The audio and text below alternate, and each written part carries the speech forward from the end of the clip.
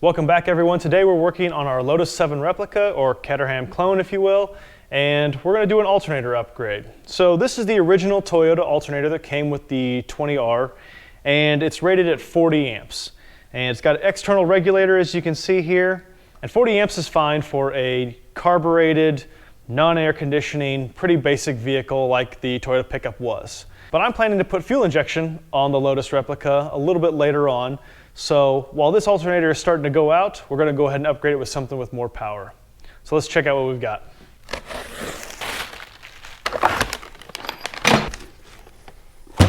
So this is what we're going to install. This is a GM 3-wire alternator that's pretty common on most small block Chevy powered applications. So this is a 78 amp alternator, which should be plenty for our Lotus 7 Replica with fuel injection. To hopefully make the install easy, we're going to use this trail gear bracket kit, which should mount it directly up to the Toyota engine.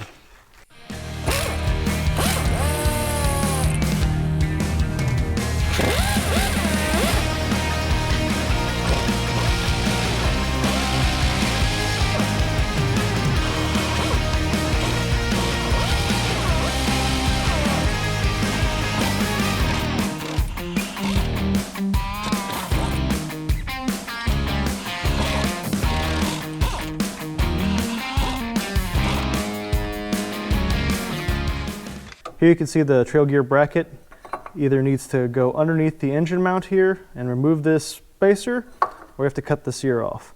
I think I'd like to take this spacer out, which means we're going to have to put a jack under the engine to hold it up so I can remove this engine mount bracket and then get that spacer out of there.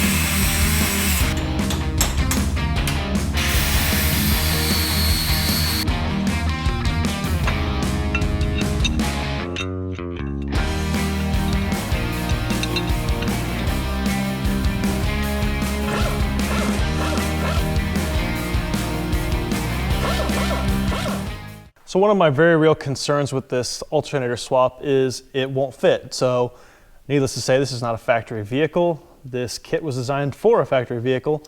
This alternator doesn't seem to be much bigger than the original, but its placement is moved a little forward. So we're going to test fit this before we paint anything and just make sure that it fits.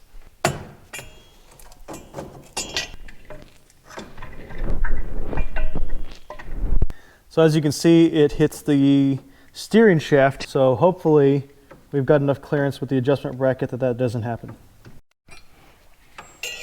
And that's what I was afraid of. So the tensioning bracket here hits my steering shaft there and doesn't allow it to go high enough to actually tension the alternator. So we're either going to have to grind it or tweak the bracket somehow to make that work.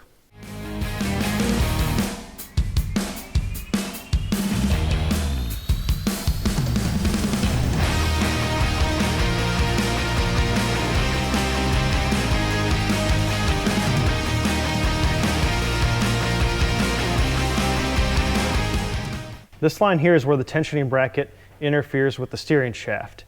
And this is where the alternator wants to sit. So we've got a lot of extra length here that we don't need. So all I'm going to do here is I'm going to trace the outside of the bracket. That way I understand what the curve is originally, and I'm going to try to match that after I shorten it to make sure it all matches up.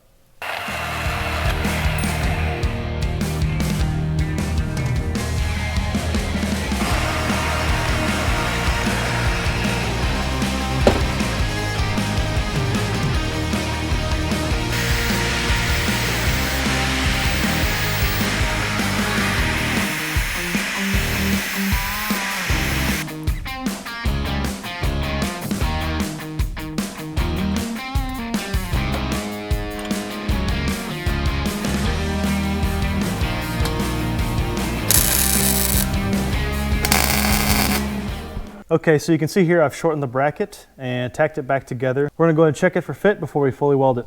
All right, that looks pretty good to me. Plenty of room to tension the belt. So we'll go ahead and pull that out and burn it in.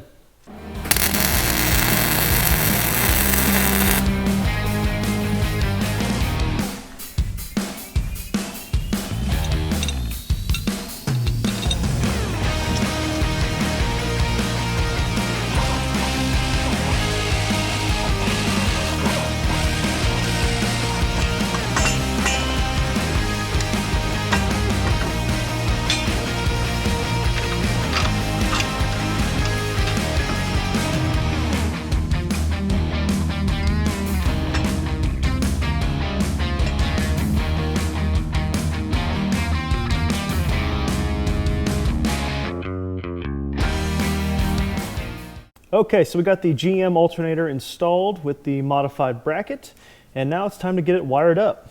So, if we look at the original Toyota alternator here, it had an external voltage regulator, which has pros and cons. Supposedly, an external voltage regulator is more reliable because it's not exposed to as much heat, and so they last longer, but you've got all this wiring.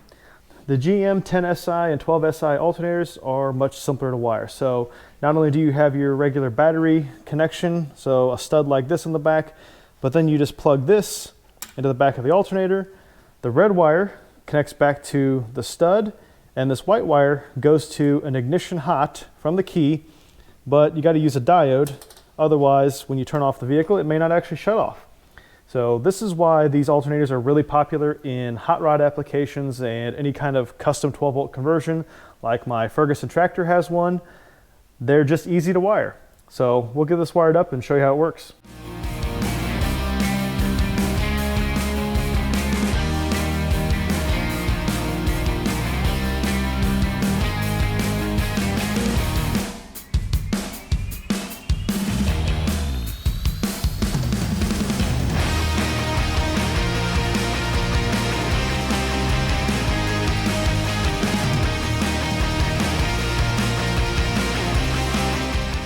All right, so I've got the alternator installed and wired up temporarily. I still need to do a bunch of cleanup on the harness and replace a bunch of the split wire loom that is rotted and melted, etc.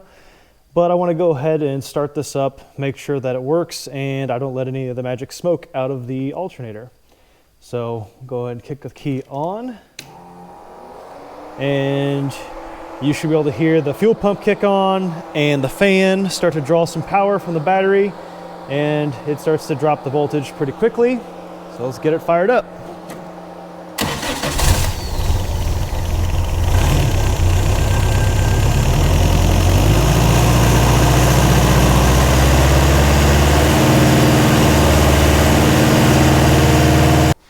All right, looks like it works. So all in all, pretty simple mod, and we should have plenty of power for our EFI conversion. So if you want to see the next steps in converting this thing to EFI, go ahead and subscribe so you can stay up to date. Thanks for watching. We'll see you next time.